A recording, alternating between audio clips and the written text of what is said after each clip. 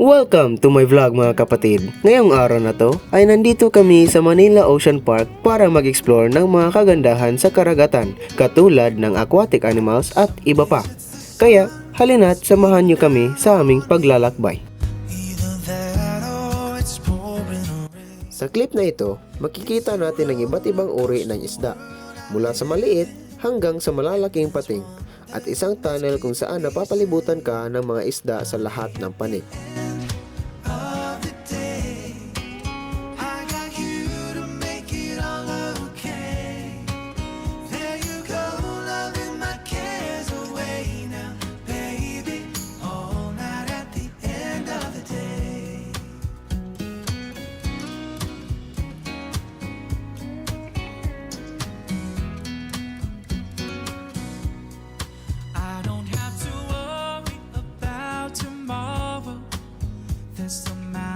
Kahit na maraming tao sa paligid, ang simpleng panonood sa mga isdang lumalangoy ay sapat na upang mamangha ako at mapagtanto kung gaano ako kamangmang tungkol sa buhay sa karagatan.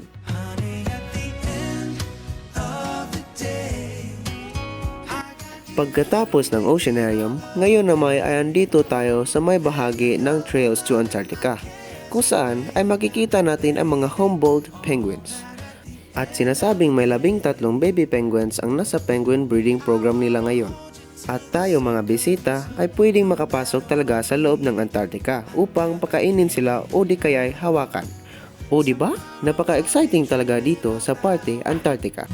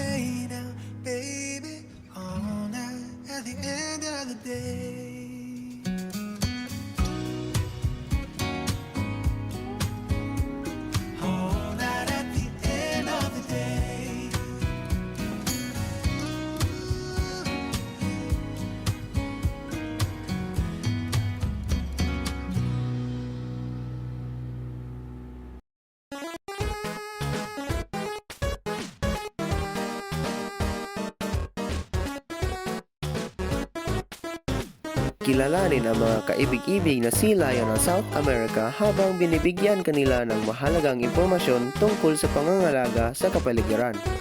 Isang kamangha-manghang palabas para sa lahat na itinatampok ang mga ibon at sea lion na may mga espesyal na kakayahan at natatanging katangian at isang pagkakataon na makakuha ng isang halik na may larawan ng souvenir.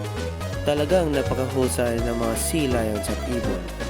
So kayo dyan, sa lahat ng nanonood ng video ko, sana makapunta kayo sa Manila Ocean Park. Siguradong uuwi kayo na masaya katulad namin ng pamilya ko. Kita-kits ulit tayo sa susunod na vlog ko. Maraming salamat. Bye!